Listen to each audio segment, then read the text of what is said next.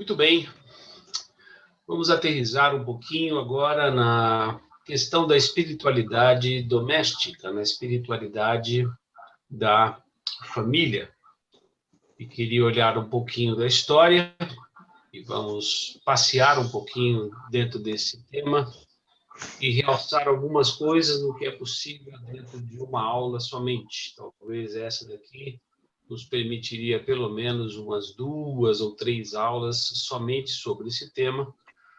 E quando falamos sobre família, teríamos que falar um pouquinho também sobre os papéis funcionais para uma espiritualidade que produza crescimento, não só do homem como da mulher, não só do marido como da esposa, não só com o filho e filha, e todos aqueles agregados do conceito de família. Quando Deus quis criar na Terra uma comunidade em meio à qual ele poderia habitar, ele começou primeiro com uma microfamília de um marido e de uma mulher, Adão e Eva. Podemos ir em frente. A família, ela é anterior ao conceito de nação e ao conceito de igreja. Deus, posteriormente, escolheu outra família, Abraão, Sara e seus descendentes, entretecida na história dos patriarcas. A gente vê Deus preocupado em construir uma narrativa na humanidade. Ele começa essa escrita através das famílias e através também da história dos pais da fé, dos patriarcas. O celular do meu aluno tem. Tem algum microfone aberto, eu creio.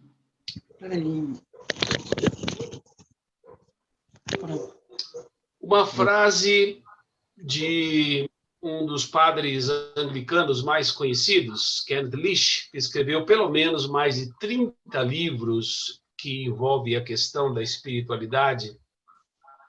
Ele diz que, num certo sentido, nós podemos retratar a história inteira do povo de Deus como a sombra ampliada da família de Jacó, aonde se instalam crises, rupturas, rixas, processos contínuos de indagação, de perguntas sem todas as respostas, de conflitos, prenunciando uma necessária redenção futura. Grande parte da legislação do Antigo Testamento visava a família e dizia respeito a esta coesão de rituais e responsabilidades numa família que dá sustentação e que dá alicerce ao conceito de nação. A família era mais extensa, inicialmente, do que a visão de uma sociedade, na nossa sociedade da família nuclear. Incluía os parentes, incluíam os escravos, incluíam até mesmo os imigrantes e os estrangeiros. Por exemplo, no judaísmo, a família é uma instituição, podemos caminhar um pouquinho mais para frente, mais uma. No judaísmo, a família é uma instituição religiosa com o propósito de adorar a Deus. E tem uma rica herança de vida e de significado que nós vamos visitando desde o livro de Gênesis até o Apocalipse. A espiritualidade cristã, ela tem uma forte base doméstica. Deus é também família. O nosso Deus é família, o nosso Deus é comunidade, o nosso Deus é comunitário. Na estrutura da família humana, há mais do que meras obrigações ou funções.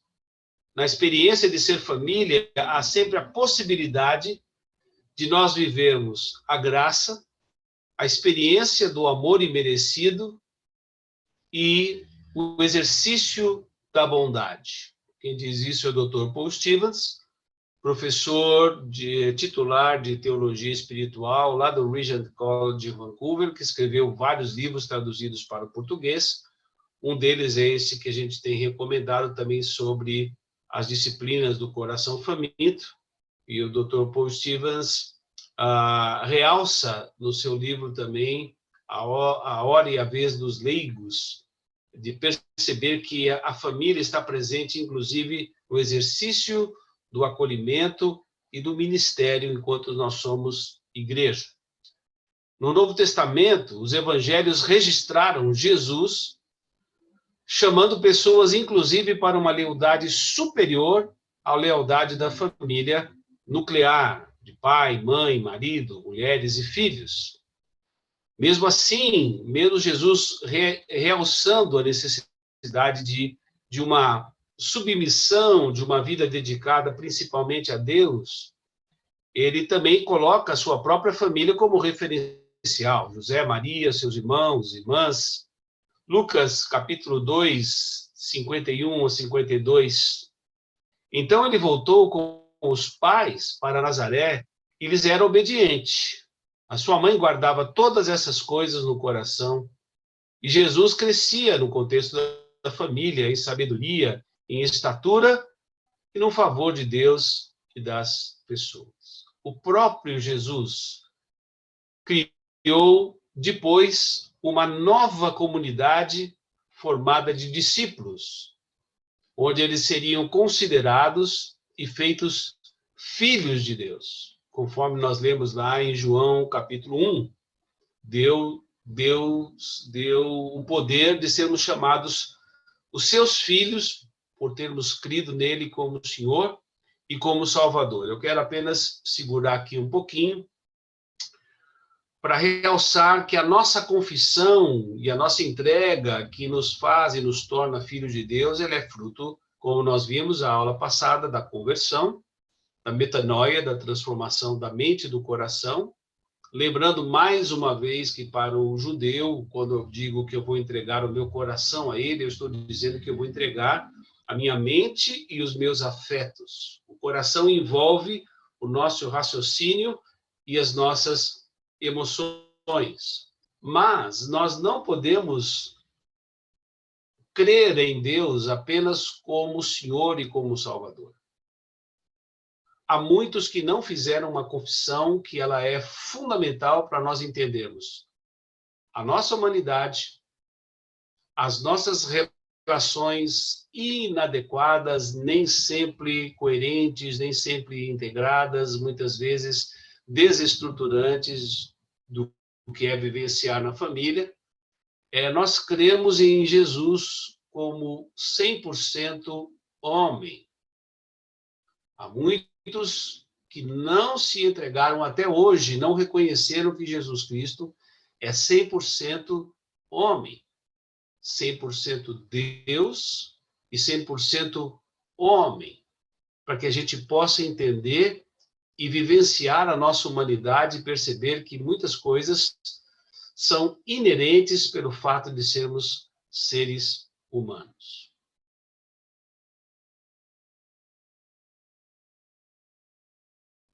Podemos ir em frente?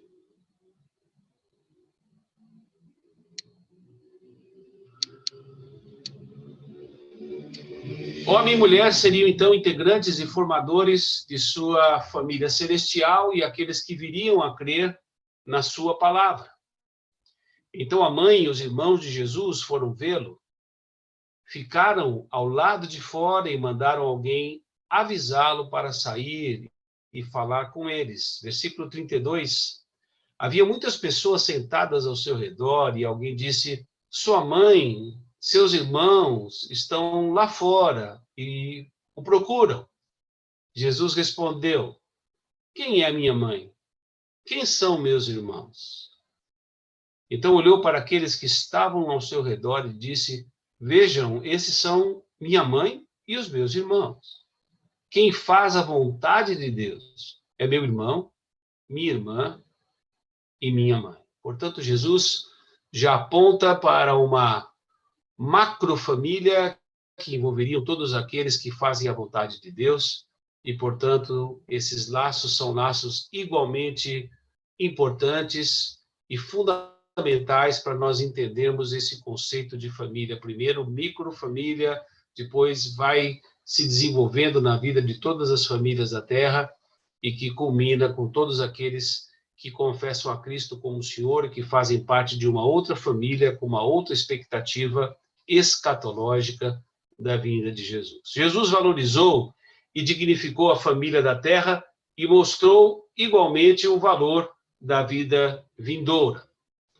Atos capítulo 16, nós vemos também a descrição de famílias inteiras que aceitaram a Cristo e que se tornaram base da comunidade da fé. As primeiras igrejas se reuniam, então, nos lares e eram as famílias ampliadas, já nesse conceito maior, que já existia no Antigo Testamento, dos clãs, inclusive, das famílias que absorviam, que envolviam pessoas, inclusive estrangeiros, inclusive refugiados, inclusive escravos. Mas aqui, a nova comunidade nasce com pessoas que têm uma experiência pessoal com Jesus Cristo e que se envolvem com o seu reino e abraçam a missão de fazerem discípulos em todas as nações. Paulo usou essa mesma linguagem de família para descrever a igreja em Gálatas capítulo 6, versículo 10, o que ele chama de família da fé. Em Efésios capítulo 5, 21 a 33, ele oferece, então, a mais elevada visão do matrimônio, uma parábola teatralizada e como um mistério divino que nos liga a Cristo e a sua igreja. Essa frase é do Dr. James Houston, fundador também lá do Regent College em Vancouver, que escreveu vários dos livros que nós recomendamos no slide, que eu espero que hoje vocês vejam novamente, para a gente ter nas nossas bibliotecas. Uma nova dinâmica e política no lar e que baseia o nosso conceito de família e de relacionamento entre um homem e uma mulher. Primeiro, todo o nosso relacionamento afetivo e o nosso relacionamento como família, ele está baseado na nossa submissão e a nossa sujeição ao temor de Jesus Cristo. Lembre-se o conceito de piedade que nós vimos na primeira aula sobre espiritualidade, e a piedade era exatamente esse sentimento de nós não desgostarmos o coração de Deus por termos sido criados à sua imagem e semelhança e tudo aquilo que somos, aquilo que fazemos. Um homem que teme a Deus é um homem que não deseja frustrar o coração do Criador com uma vida de pecado, com uma vida de inclinação às inclinações da nossa própria carne, mas alguém que leva a Deus a sério, que se sujeita a Deus. Portanto, esta relação que deve ser vivenciada como família, ela está baseada nessa sujeição primeira e essencial, levando Deus a sério. Efésios capítulo 5, versículo 21. Sujeitem-se uns aos outros por temor a Cristo. Esposas, sujeitem-se cada uma ao seu marido como o Senhor, pois o marido é o cabeça da esposa, como Cristo é o cabeça da igreja. Ele é o salvador do corpo, da igreja. Assim como a igreja se sujeita a Cristo, também vocês, esposas, devem se sujeitar em tudo ao seu marido. Marido, amem a cada um a sua esposa, como Cristo amou a igreja. Ele entregou a vida por ela, a fim de torná-la santa, purificando-a e lavá-la com a água por meio da palavra. Assim o fez para apresentá-la a si mesmo como igreja gloriosa, sem mancha, ruga ou qualquer outro defeito, mas santa e sem culpa. Da mesma forma, os maridos devem amar cada um a sua esposa, como amam o próprio corpo, pois o homem que ama a sua esposa, na verdade, ama a si mesmo. Ninguém odeia o próprio corpo, mas o alimenta e cuida dele, como Cristo cuida da igreja. E nós somos membros do seu corpo, por isso o homem deixa o pai e se une à sua mulher, e os dois se tornam um só. Esse é um grande mistério, mas ilustra a união entre Cristo e a igreja. Portanto, volto a dizer, cada homem deve amar a esposa como ama a si mesmo, e a esposa deve também respeitar o marido. Precisamos entender que essa dinâmica é a dinâmica da graça de Deus presente agora nas famílias. O mistério da família que Paulo realça aqui, que é o mesmo mistério do amor de Cristo pela igreja, é semelhante ao mistério também incompreensível da Trindade. A Trindade, ela é uma expressão de fé. Ela não pode ser explicada racionalmente, e nós aceitamos que Pai, Filho e Espírito Santo criaram todas as coisas, que Pai, Filho e Espírito Santo, pelo seu relacionamento de comunidade, comunitário e de família, decidiram criar todas as coisas à sua imagem e semelhança, e que se tornaram também o nosso referencial para todas as famílias existentes no céu e na terra, como Paulo descreve no capítulo 3, versículo 15. Portanto, essa dinâmica nós vamos olhar um pouquinho mais para frente. Lembrar que a família é um grupo social básico da espécie humana. A família foi o projeto divino descrito em Gênesis, capítulo 1, versículo 26, 28 e 2, 24. Então Deus disse: façamos o ser humano à nossa imagem, e ele será semelhante a nós. Dominará sobre os peixes do mar, sobre as aves do céu, sobre os animais domésticos, sobre todos os animais selvagens da terra, e sobre os animais que rastejam pelo chão. Assim Deus criou os seres humanos à sua própria imagem. A imagem de Deus os criou. Homem e mulher os criou. Portanto, essa imagem é refletida não somente no homem e na mulher, mas nos dois juntos. A imagem de Deus, ela deve e pode ser refletida na vivência de ser família. E Deus os abençoou e disse: sejam férteis e multipliquem-se, encham e governem a terra. Dominem sobre os peixes do mar, sobre as aves do céu, sobre todos os animais que rastejam pelo chão. Versículo 24 do capítulo 2. Por isso o homem deixa pai e mãe e se une à sua mulher, e os dois se tornam um só.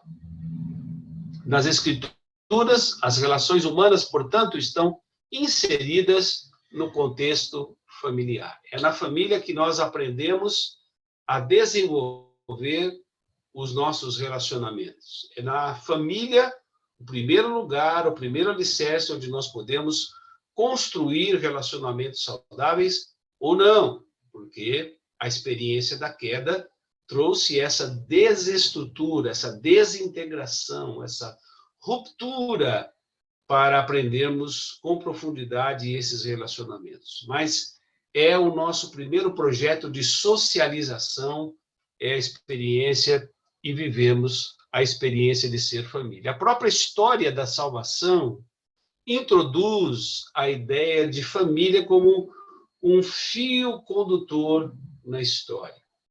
A família, ela vai sendo descrita em todos os seus acertos, crises, contextos culturais, sócios, políticos, econômicos, religiosos, e ela vai trazendo uma estrada que vai nos balizar a possibilidade da construção de relacionamentos saudáveis ou não. Deus e Jesus Cristo têm uma relação de pai e filho e trazem essa relação como referencial. Jesus dizendo na sua conhecida oração sacerdotal, em João capítulo 17, uma oração de intercessão sobre aqueles discípulos, não somente aqueles que andavam com Jesus, mas aqueles que viriam a crer na sua palavra, como é descrito em João capítulo 17. E nós somos essas respostas de oração, aquela oração de Jesus, que cremos no seu nome, que pegamos a nossa vida, que tememos a Deus, que levamos Deus a sério. Nós somos essa resposta hoje e podemos olhar para a experiência de Jesus. Eu e o Pai somos um. Portanto, vivam também essa unidade que existe entre nós, como Pai e Filho. Vivam essa unidade perfeita, essa comunhão perfeita agora na experiência de ser igreja, de ser família na fé e também na sua experiência de família, para que o mundo creia que tu me enviaste. A igreja é, portanto, entendida como a família de Deus, como um conjunto de outras famílias. E o casamento é, portanto, esta metáfora e realidade do relacionamento de Deus com a igreja, conforme Paulo descreve em Efésios capítulo 5. O livro de Gênesis nos lembra o psicoterapeuta Carlos Hernandes, que o livro de Gênesis descreve a crise inaugurada entre o primeiro casal humano. A ruptura, a experiência da queda, essa crise. Podemos abrir todo o slide, porque as pessoas podem ir acompanhando. Esta crise acontece exatamente no momento da queda. Quando há a desistência do homem de adorar a Deus, ele vira as costas para Deus, ele quer conduzir a sua própria história, ele não quer seguir mais o Criador. Portanto, se instala aí uma experiência de ruptura. O pecado trouxe uma distorção no projeto inicial e relacional da família. Do ponto de vista psicológico, diz Karl Kepler, que foi coordenador muitos anos do corpo de psicólogos e psiquiatras cristãos, foi um grande amigo da comunidade onde eu pastoreei aqui em São Paulo, e que tem um trabalho, que foi a pessoa que coordenou uma Bíblia que eu recomendo para que vocês tenham também nas suas bibliotecas, chamado A Bíblia Conselheira, com excelentes artigos de pastores, terapeutas, psicólogos, psiquiatras, teólogos, falando sobre a palavra de Deus como uma ferramenta de conselho, de orientação. Ele diz que, do ponto de vista psicológico, a queda provocou um processo de ruptura e de desajuste, e isso nós vemos depois, por isso que aquela lembrança de Kenneth Leach, de que nós poderíamos olhar a família hoje como uma projeção daquilo que aconteceu na vida de Jacó, e como isso se repete na história de todas as famílias da Terra. Questões emocionais, também não resolvidas dessa ruptura, geram um contínuo apelo de correção e de ajuste. Aquilo que foi desajustado na história de Deus na nossa vida, com a presença do próprio Deus, com o próprio Cristo na nossa vida, ele nos capacita agora a fazermos aquilo que foi aqueles reajustes num processo de desajuste que acontece nos nossos relacionamentos familiares e que nós podemos, então, vivenciar agora o Evangelho nessa experiência. Processos emocionais e culturais influenciam a escolha do cônjuge junto com a razão. De novo, emoções e raciocínio, escolhas, decisões, opções que nós temos na nossa caminhada, na nossa vida, e que nos apontam a possibilidade ou não de viver a experiência de ser família. Há pessoas que não são marido e mulher mais, que já passaram até pela experiência da separação, de quebra de aliança, mas continuam sendo família, continuam pertencendo a uma estrutura familiar. Sonhos, desejos e imaginações nunca antes expressadas inquietam e unem os corações na ruptura, na nossa desistência de seguir e de adorar a Deus.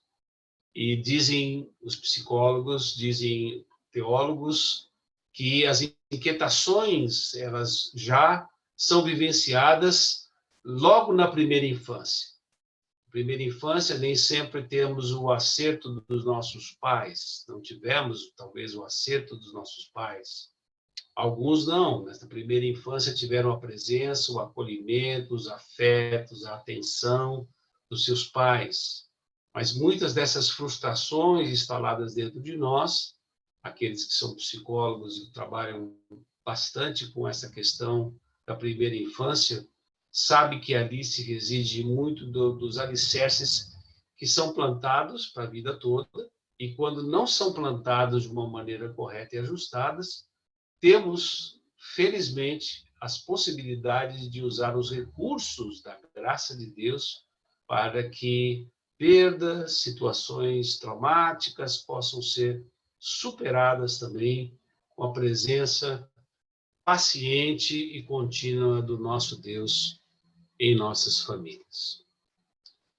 Há uma angústia, portanto, presente no matrimônio e na família de maneira constante. Ora, viver e ser família é também uma jornada de angústia, é uma jornada de expectativas. Grande dificuldade relacional no casamento é a falta de entendimento do mistério envolvido nessa relação específica. Há muitas dessas coisas que nós não entendemos. Há muitas das dinâmicas de ser família. Eu sou de uma geração em que eu ouvia muito das pessoas dizerem que nós somos, no casamento, marido e mulher, a junção de duas metades. Isso nunca foi verdade. Por essa razão, o homem deixará pai e mãe e eles se tornarão uma só carne. 1 mais 1 igual a 1. Nós somos duas pessoas. Nós somos também indivíduos que precisam de complementaridade, mas como pessoas inteiras e integrais. Para uma relação conjugal ser funcional e de forma mais saudável, o homem e a mulher precisam continuar a serem indivíduos, a também construírem sonhos. E o homem e a mulher, nesta relação, procuram, sim, o interesse do outro, para que o outro possa também crescer. E quando isso não acontece, mais um desajuste no relacionamento familiar, mais um desajuste na conjugalidade, que precisam da intervenção e da presença do Senhor. Ao mesmo tempo que são indivíduos, estão sendo exercitados a serem agora uma só carne.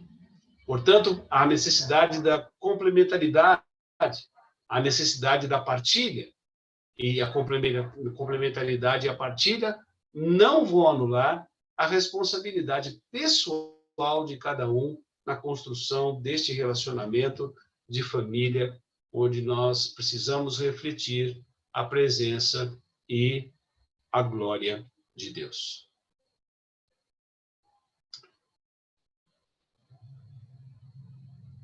Grandes transformações das normas sociais aconteceram no século XX.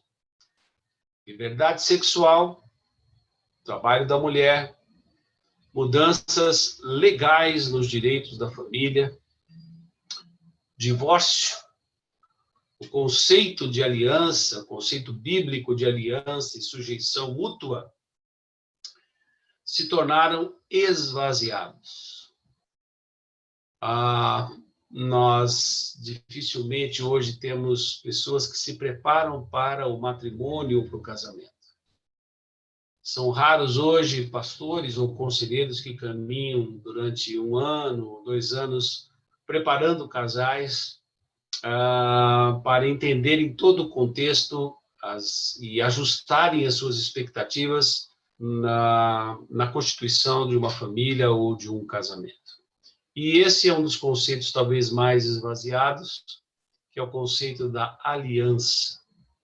Aliança que tem sido constantemente quebrada. Aliança que é impossível ser preservada sem a presença do amor de Deus, do conselho de Deus, do temor a Deus, para que ela seja alimentada e fortalecida.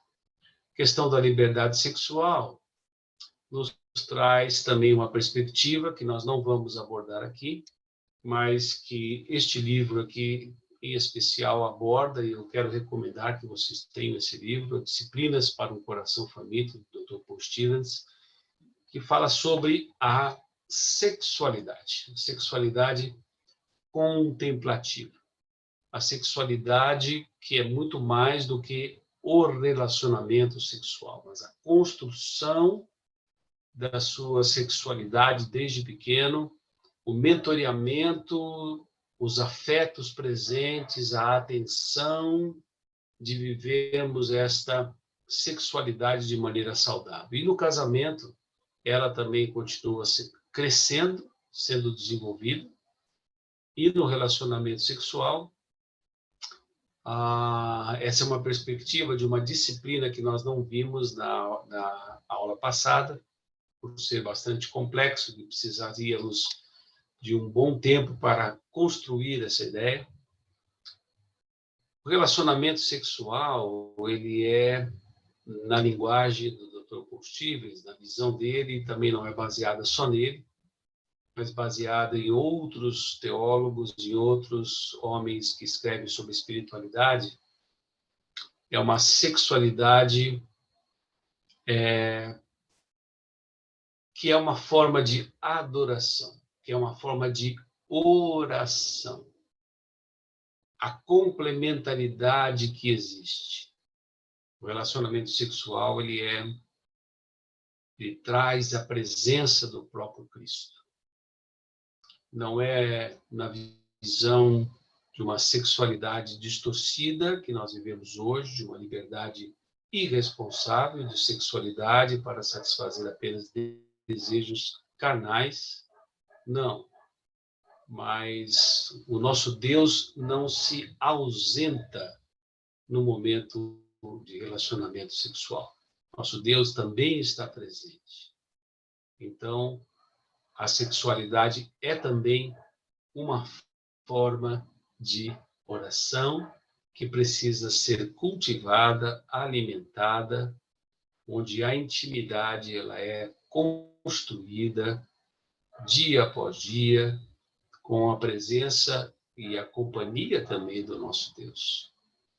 O Deus que está presente, está conosco até a consumação dos séculos, não se ausenta da experiência da sexualidade no relacionamento familiar. Pelo contrário, ali também é o momento em que nós podemos refletir a Imago Dei.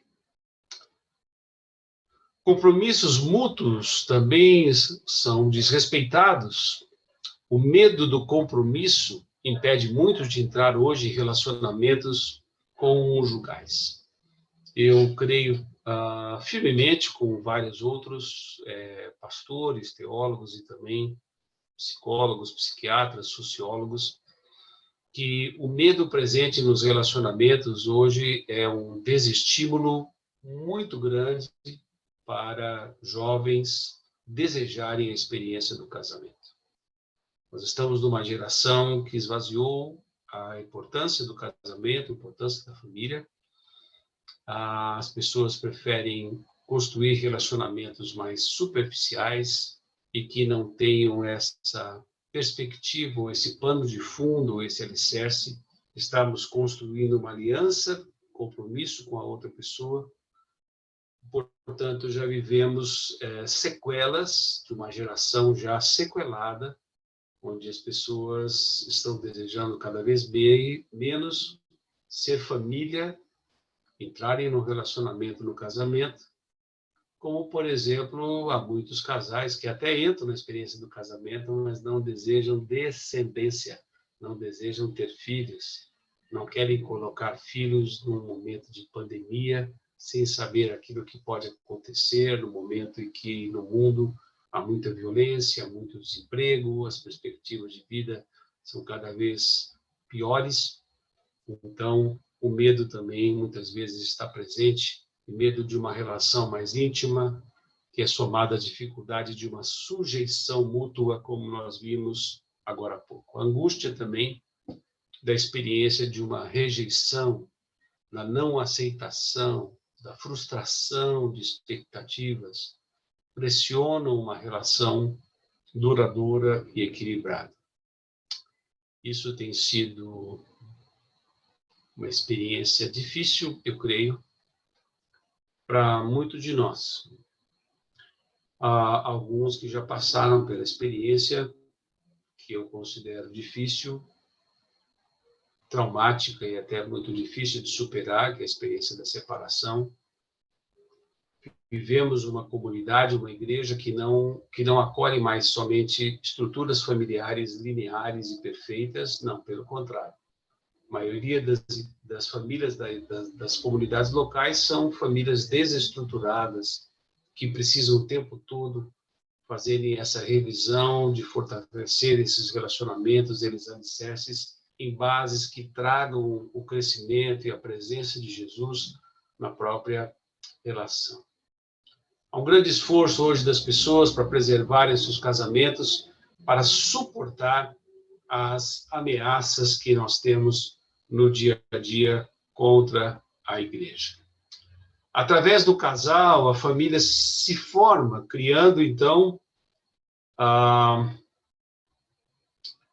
uma estrutura e um ambiente que dará suporte a filhos e interação saudável para cumprimento dos seus papéis, porque também na relação familiar há não somente os afetos, há não somente o acolhimento, mas também a importância de vivermos funções específicas que o próprio Deus deixou para que essa estrutura pudesse, de alguma forma, dar suporte a uma vivência em plenitude do amor que Deus coloca no coração de cada um dos familiares, dos cônjuges.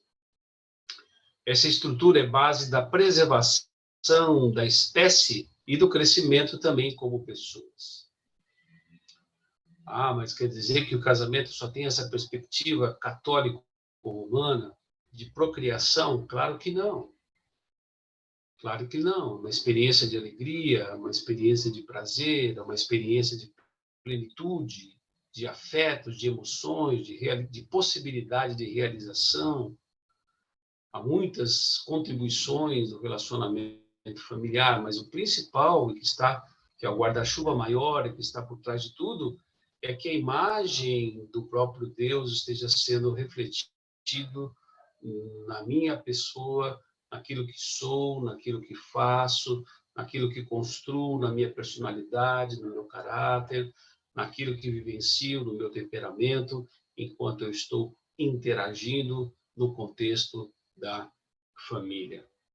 É no relacionamento familiar que nós encontramos e desenvolvemos a nossa identidade e crescimento pessoal. Isso encontra um paralelo no relacionamento divino da Trindade. Deus Pai, Deus Filho, Deus Espírito Santo, que tem um relacionamento absolutamente integral, íntegro, completo, e que produz um exercício de cada um, aquilo que são como Deus trinitário, que nós, cristãos, cremos pela fé, a Trindade misteriosa que nós não conseguimos entender, assim como nós não conseguimos entender o mistério do amor de um homem por uma mulher e de Cristo pela Igreja. A relação familiar que vai acontecendo e sendo desenvolvida em ciclos. Somos marcados pelas experiências dos primeiros anos de vida, como nós já vimos dentro da nossa explanação. Uma vez que o casamento é a união de duas pessoas destituídas da glória de Deus, conforme Romanos capítulo 3, versículo 23. Todos pecaram e estão destituídos da glória de Deus. A relação familiar, então, é um contexto de conflitos que podem refletir na família toda. Costumo dizer que o casamento, assim como a vida, como experiência existencial, ela é acompanhada de conflitos e de crises, né? Para quem trabalha aí com a língua inglesa, nós sabemos muito bem que vivemos em crise, né? Em crescimento. Então, as crises estão presentes e que nos possibilitam crescer como seres humanos.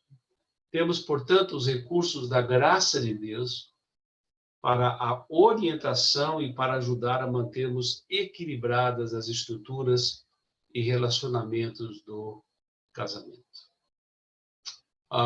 Eu tendo a pensar que nesse momento de vida que nós estamos acompanhando, já tendo acompanhado tantas separações, e talvez muitos de nós, alguns que estão aqui já podem até ter vivenciado essa experiência, nós acabamos não tendo tanto essa esperança e expectativa de que é possível mantermos relacionamentos duradouros.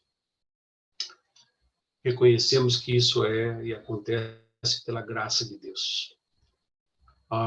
Talvez uma das experiências mais doloridas no coração de um pastor ou de uma pessoa é vivenciar ou acompanhar um processo de separação, de desgaste, onde várias situações conspiraram contra a preservação desses relacionamentos e dessa experiência de família. Eu penso hoje num contexto de pandemia, momento em que todos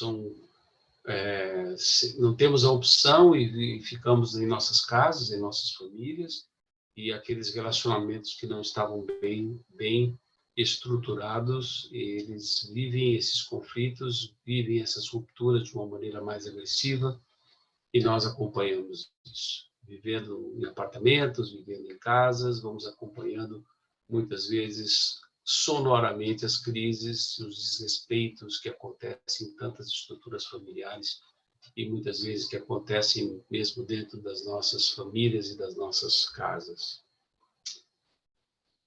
Cada um deve ter, então, a compreensão do seu papel.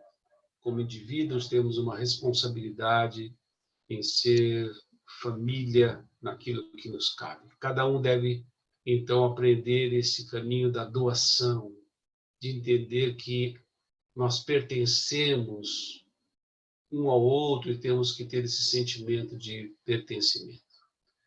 Muitos daqueles que são órfãos não viveram essa experiência, ou de não terem nem o referencial dos seus pais, de quem são, de quem foram seus pais, de não terem esse sentimento de pertencimento no primeiro momento.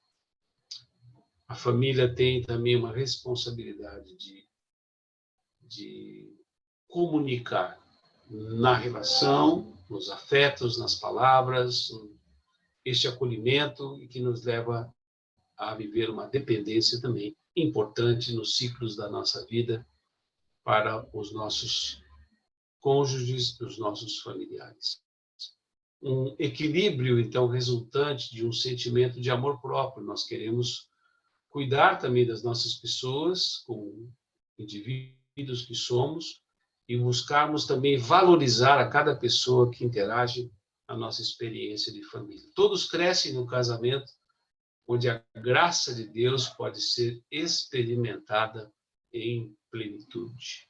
Todos crescem no casamento, onde a graça de Deus pode ser experimentada em plenitude.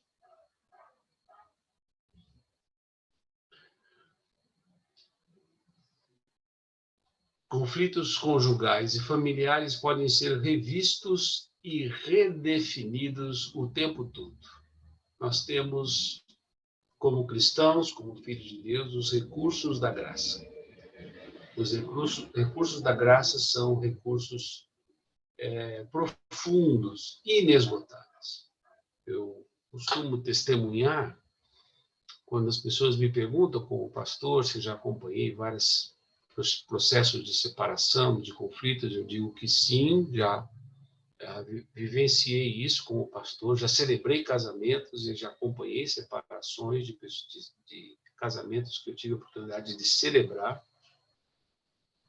E é importantíssimo nós reconhecermos que, para algumas situações excepcionais, eu diria que há uma impossibilidade até de se continuar numa relação. E até para se preservar a saúde integral de um cônjuge, por exemplo, com questões de violência, de abuso. Mas a maioria das situações, entendo eu, elas são possíveis de serem vivenciadas, revistas, redefinidas e restauradas. Eu gosto dessa palavra, restauração, porque há recursos na graça de Deus. O que não há, muitas vezes, é disposição dos cônjuges viverem essa situação. não há essa disposição de andar-se mais uma milha, de se reconhecer que algo já foi desgastado, onde há sinais de morte, difícil restaurar alguma coisa que já morreu, mas a experiência sempre possível da ressurreição e da restauração da integralidade das possibilidades no casamento. É necessário reconhecer a necessidade da graça de Deus e investir numa espiritualidade curadora em amor para suprir carências afetivas. A espiritualidade cristã é fundamental para o bem-estar conjugal e familiar em qualquer tempo e situação. Uma espiritualidade que aproxime e fortaleça a todos num amor incondicional que acolherá sempre o outro. Essa espiritualidade que é cultivada na família, ela é para nós um encorajamento para todas as outras dimensões que temos para viver, inclusive como igreja e como família da fé.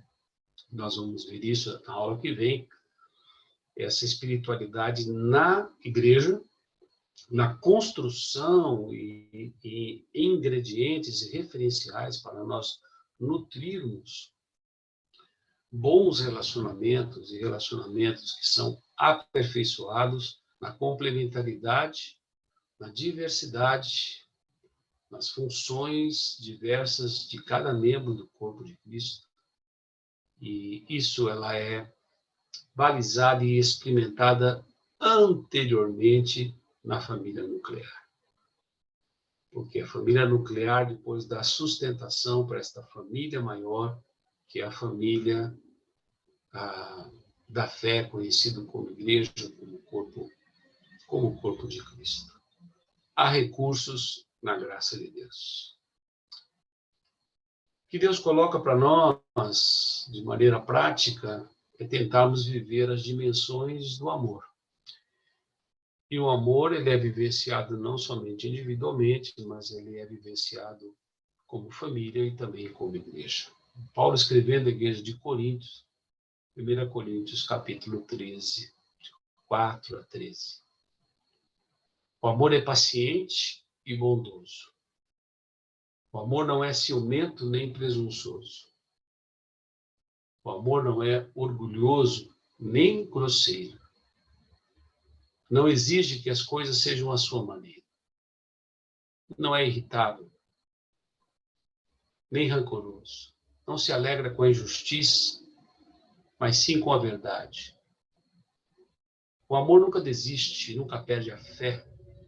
Sempre tem esperança e sempre se mantém firme. Um dia, profecia, línguas, conhecimento desaparecerão, cessarão, mas o amor durará para sempre. Nosso conhecimento ainda é parcial e incompleto. E Paulo faz referência deste amor que ainda é mistério para nós. E até mesmo o dom de profecia revela apenas uma parte do todo. Mas quando vier o que é perfeito, essas coisas imperfeitas desaparecerão. Quando eu era criança, olha de novo a ideia da espiritualidade que vem na construção da infância, quando somos crianças. Quando me tornei homem, deixei para trás as coisas de criança e aquilo que eu pensava e raciocinava. Agora vemos de modo imperfeito, como um reflexo no espelho, mas então veremos tudo face a face. Tudo que sei agora é parcial e incompleto, mas eu conhecerei tudo plenamente, assim como Deus já me conhece plenamente. 3 coisas, na verdade, permanecerão: a fé, a esperança, o amor, e a maior delas é o amor. O amor é paciente e bondoso. Versículo 4. O amor não é ciumento e nem presunçoso. O amor não é orgulhoso e nem grosseiro. não exige que as coisas sejam à sua maneira. Volto a repetir. Isso na linguagem da Nova Versão Transformadora. Não exige que as coisas sejam à sua maneira. Como é difícil viver essa dimensão do amor. Que não se orgulha, que não é grosseiro, que não exige que a outra pessoa seja e reaja da maneira que você acha que deveria ser. O amor, ele não se irrita, ele não guarda rancor. O amor, ele, portanto, ele vivencia o perdão. Eu ouvi um irmão querido, um amigo, que duas palavras podem definir o Evangelho juntas, e elas não andam separadamente. Amor e perdão. Amor e perdão. São as duas grandes marcas do Evangelho, são as duas grandes marcas do sacrifício de Jesus, são as duas grandes marcas do amor de Deus demonstrado na cruz do Calvário. O amor não se alegra com a injustiça, mas sim como a verdade. Portanto, quando o texto fala não se alegra com a injustiça, você não guarda isso para si. Por isso que não só no Antigo Testamento, os profetas, não só o próprio Cristo, quando diz que devemos buscar a justiça e o reino de Deus, nós nos manifestamos diante da justiça. Quando nós nos manifestamos e não nos alegramos com a justiça, nós também estamos amando as pessoas e amando no nosso relacionamento familiar. Mas sim com a verdade. Nós nos alegramos com a verdade. Não essa verdade que é usada, né, como tem sido usado, lamentavelmente, nesse momento, de maneira distorcida por governantes. Um deles disse que iria colocar esse versículo, e coloquei: e conhecereis a verdade vos libertará, o seu gabinete que produz ódio o tempo todo, usando indevidamente este versículo. Lamentavelmente. O amor nunca desiste. Quando há separação, há desistência de amar. Quando se quebra a aliança, há desistência de amar. Quando se quebra a aliança, se confessa que o amor já estava morto porque não foi cultivado, não foi alimentado, não foi nutrido, não foi regado. E como família nós precisamos experimentar esse amor o tempo todo. O amor nunca perde a fé. Vou repetir, o amor nunca perde a fé. Portanto, a espiritualidade está presente na vivência deste amor, deste Deus que é, em essência, ágape. E tem por nós um amor incondicional que nos ajudou a vivermos com os nossos familiares também de maneira incondicional, vivendo todas essas dimensões do amor. Versículo 13, lá embaixo, 3 coisas, na verdade, vão permanecer. A fé, a esperança e o amor. E a maior delas é o amor. O texto de Paulo, escrito aos irmãos em Éfeso, ele diz que é o fundamento dos relacionamentos, não só da igreja, mas também na experiência familiar. É este amor doador, é este amor que acolhe o outro, esse amor que acolhe as diferenças, esse amor que trata com respeito e dignidade o outro, esse amor que é cultivado no dia a dia, no cotidiano, com tantas situações de desgaste. E nós precisamos buscar viver esse amor de Deus Pai, Deus Filho e Deus Espírito Santo. Muito bem, queridos. Próxima aula, vamos falar sobre espiritualidade da igreja, relacionamentos do corpo, mas vamos agora abrir para a nossa conversa, para a nossa interação. lembrando mais uma vez que a espiritualidade que nós precisamos cultivar é uma espiritualidade doméstica, que é uma espiritualidade que é refletida nas famílias e em todas as famílias da Terra. Deus está presente nas narrativas das famílias. Nossas histórias não são as mesmas. Nossas heranças não são as mesmas. Nossas vivências não são as mesmas. Conflitos e crises, algumas vivemos de maneiras semelhantes, mas algumas foram características também diferenciadas na nossa história. Construir uma espiritualidade cristã, ela tem como terreno e como ambiente o ambiente da família.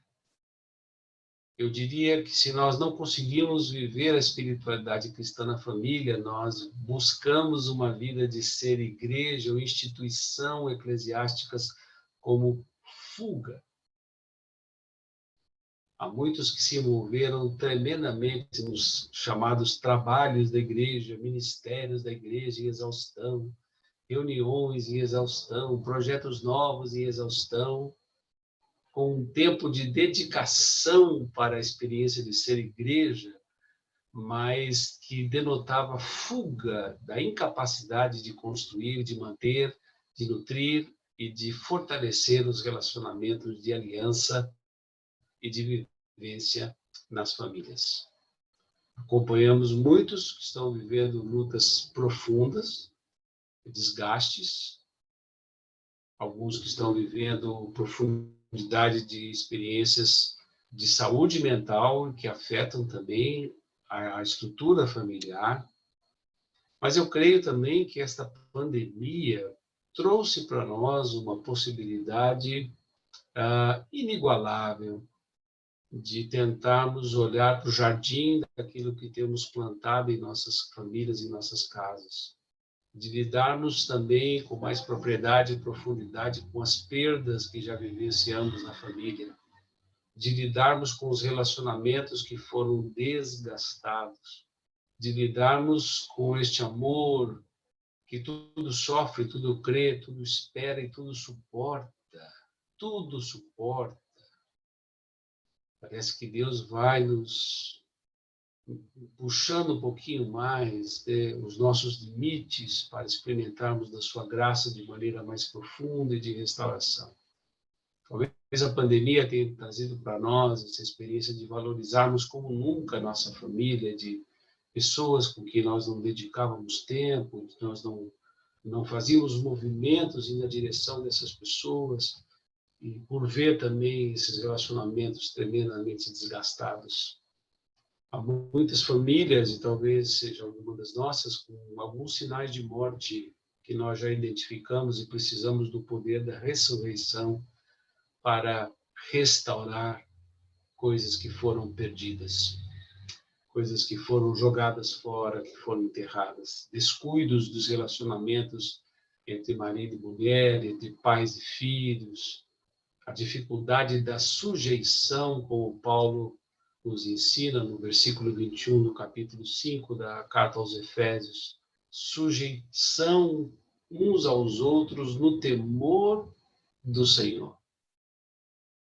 Eu creio que esse seja um dos grandes, maiores desafios, porque sujeição pressupõe que eu valorizo o outro, que eu estou atento às questões do outro, aos projetos dos outros, os sonhos dos outros.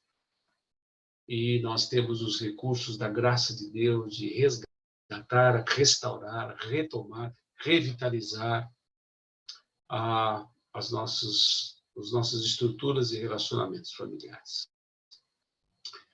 Pastor Ari Veloso, que eu tive a oportunidade de conhecer, já falecido, pastoreou aqui em São Paulo, a Igreja Batista do Morumbi, tinha um lema para a igreja: famílias fortes,